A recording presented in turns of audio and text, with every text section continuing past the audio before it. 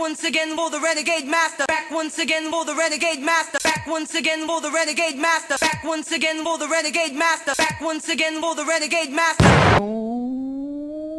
Hello my renegades, and we are back. And what are we back into? Love Island season 10 episode 49, where everybody gets to meet the families, meets the kingdom, meets the king.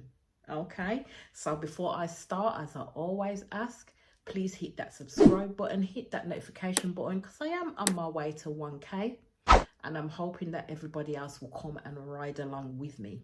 Okay, as I've already said in the previous video, and I'll say it again, that if I get to 500 followers, or even if I get to 1k followers, either way, there's going to be a prize in it for 2 people, and it's going to be surrounded by my theme, which is the Renegade Army. So I'm asking you all to join in. Come join in, come hit that subscribe button, come join in the chatter. That is all. That is either movies or reality TV. Okay, the fuck shit that goes on within that reality TV. So here we go, straight into it. So we have the girls, you know, they're all chatting, everybody feels good, they're still making jokes in terms of wit and Lachlan being the smug, and they're saying that they're smug, and Lachlan goes, no bitch, that's us over here, we win the prize for that. So people are just making jokes about it, and everything's getting on as it should do.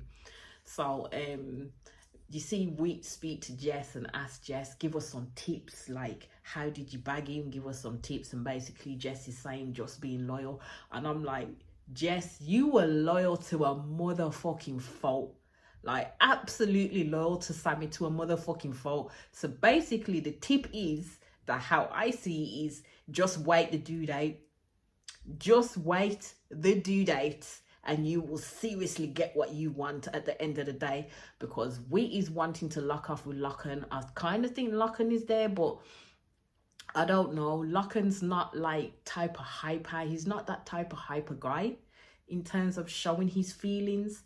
He's quite steadfast in showing his feelings and what he wants to talk about.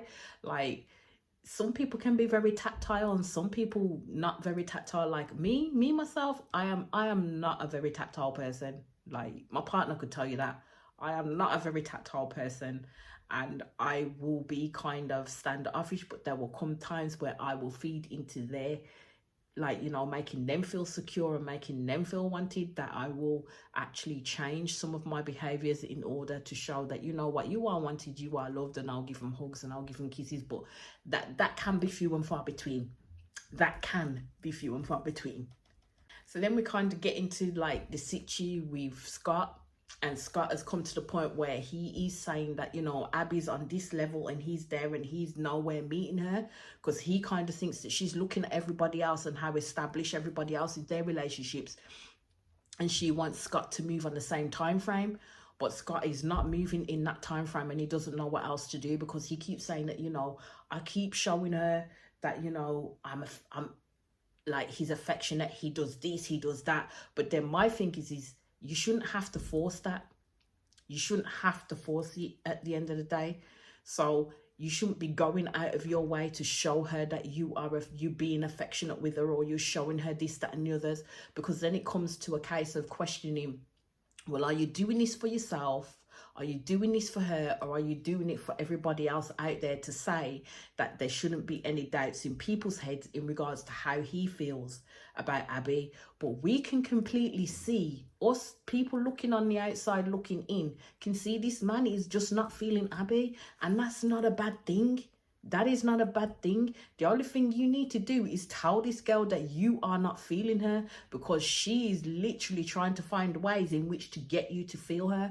Like when the parents came in and the family came in and the friends came in and they had their chats, especially with Scott's chat. Well, even before he had the chat with, like, before his sister and his mom came in, you got Zach sitting there singing a little diddly in terms of Scott not feeling Abby, and Scott replying and saying, well, yeah, I think I'm gonna like call it off, sort of thing. And Zach was talking to him like, yeah, you're gonna call it off? And he's like, yeah, because I can't move at the pace that she's moving at the end of the day. And that's not a bad thing. That is not a bad thing to recognize that you are not where someone wants you to be at this moment in time. And if that person is not willing to wait for you, then what are you going to do? You can't do anything more than you're doing. But all of us knew from the get-go that Scott was not feeling Abby. He was not feeling the Abby Lowe show at the end of the day. And he needed to get to a point where he would have that sit-down conversation with Abby and let her know. And he said that he was going to let her know. But then the family came in. The family came in, was talking to him. And basically his sister was right. Like, he will do things when he wants to, not because he's being forced to do it. If he don't want to do it, he ain't going to do it. And that's what he's doing with Abby, because he's not feeling her. We all know he's not feeling her. So then you got Abby on the next side. Like, I believe, like, you know, because the parents have watched this show, but I kind of believe that Abby's parents were blowing a little bit of smoke up her butt. Blowing a little bit of smoke up her butt, getting her to realise that her and Scott were actually quite good with each other. And then when they all came together, like, when the camera kept on panning to Scott's face, you could see that guy was uncomfortable with the chatter. He was uncomfortable with the talk that was going on in regards to him and Abby being a couple. He was completely uncomfortable with it. He wasn't very outgoing. He was smiling at the certain bits that he needed to smile, but he wasn't really saying anything. And if you watch when the camera panned back to his sister clocked it, because his sister was quite quiet at that point and just watching her brother. And she knew at that point that Scott was not feeling it. Scott was not feeling it. And as I keep saying, Scott's relationship of how he was with Kath is completely different to how he was with Abby at the end of the day. And what we have to realise is that Scott, when they both spoke, when Abby and him spoke, and Abby was literally going to make it go with Mitch, he was about to tell her that, yes, it would be better off if they stayed friends at the end of the day, because she could see how she was moving with Mitch. So from the point that someone says that they're going to stay friends with you, that kind of bit gets locked off. That bit that they were going to try with you, or at least try and get to a space where they wanted to see if anything would happen, gets locked off. And I think that's what's happened with Scott. But Scott doesn't want to portray himself as the bad guy, because everything that he does is kind of like protecting his character and who he is essentially. But he doesn't want to be portrayed as the bad guy, and that's why he won't come out and tell Abby that he's not feeling it the way that she's feeling it. And I think in the long run he needs to say that, because at the end of the day, he's just literally gonna break this girl's heart. I don't know how he can break this girl's heart, bearing in mind her heart was set on Mitch at the beginning and they were just gonna cut it off as friends. But now he's literally gonna break her heart. But yous let me know what you think in regards to that. Can't really say much in regards to all the parents and stuff like that they were asking the right questions and they were having the right discussions and they were going and have a chat. Even when it came to Molly's dad going and speaking with Zach and stuff like that, and I had an open and frank conversation and it went really well. With most of the meetings with the parents and friends and family, it went really well with everybody at the end of the day. Except for, like, you know, people throwing in trying to throw little spanners in the works, like between Abby and Mitch, in terms of like when Mitch's family and Ella B's family came in and they were all speaking together. Now my take is that when it panned, I don't know if anything was said to Abby beforehand, but when it panned to Abby's face, she kind of looked like she wanted to be in that melee with Mitch and his family, and she wanted to be in the place of Ella B. I know Abby keeps on saying that these people keep either A, saying I'm bitter, or saying that I'm still hung up on Mitch, but I'm not. But the saying comes to mind as doth protest too much, and she is protesting too much, because at the end of the day, all you need to do is say it once and then let it slide. Let it slide and be like, use think what you want to think, but I know what I think at the end of the day. I know where my true intentions lie, and it ain't with Mitch, and that's it. Cut that dead, and that's where I would have left it. But Abby doesn't. She keeps on playing on scenarios and this, that and the other. But the one thing I will say is, I did not know that Snoochie Shy was Zach's sister. Now, if you listen to BBC One Extra at 11 p.m, you know who I'm talking about. Because if you know, you know. If you don't, you don't. But all I would say is you need to be listening to BBC One Extra at 11 PM and you will know who Snoochie Shy is. People should know who Snoochie Shy is. So now I kind of understand where how Zach reacts and this, that, and the other, and his little attitude, because Snoochie has the attitude too. They actually talk like each other. So now it answers a lot more questions for me. Now I know that Zach's sister is actually Snoochie Shy.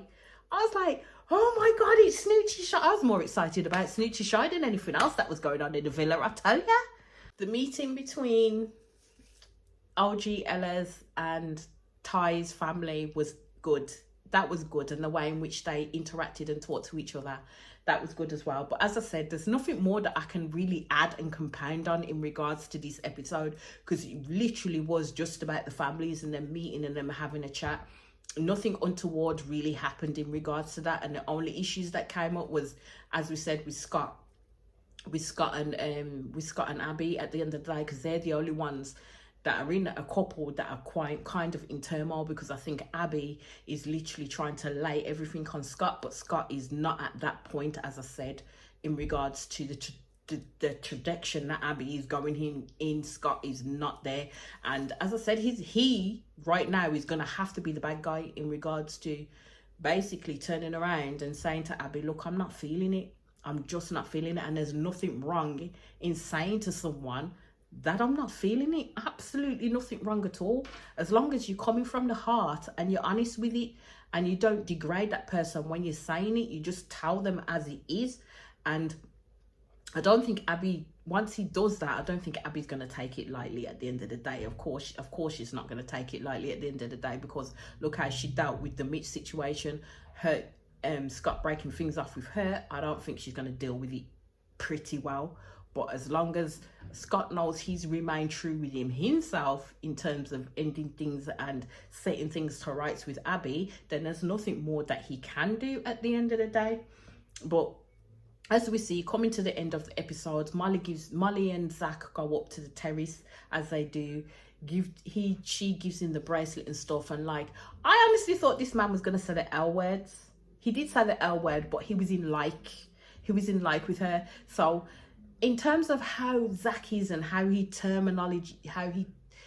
says things and puts those terminologies, makes me think that, you know what, he's just literally holding off for a little bit before he gets really gung-ho into this girl. Because what you have to think of is the relationships going on in the villa is going to be completely different to how they're going to go once they come out of the villa, because you're going to have everything freaking thrown at you, like everything thrown at you.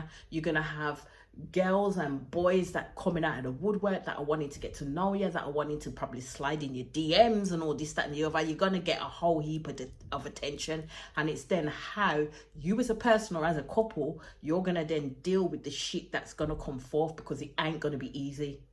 It is not going to be easy, and they have to be prepared and able to deal with that and how they move going forward if they want to stay in their couple with each other. Because as I said, it's all well and good Jess and Sammy pairing off as boyfriend and girlfriend in the villa, because it's a protected environment right now.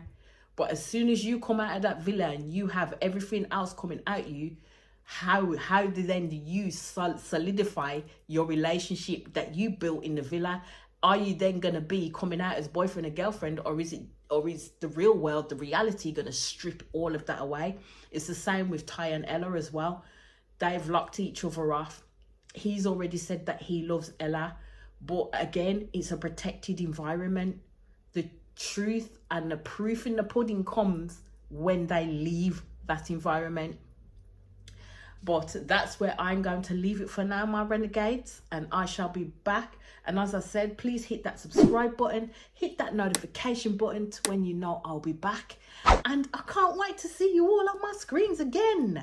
Peace out. Love.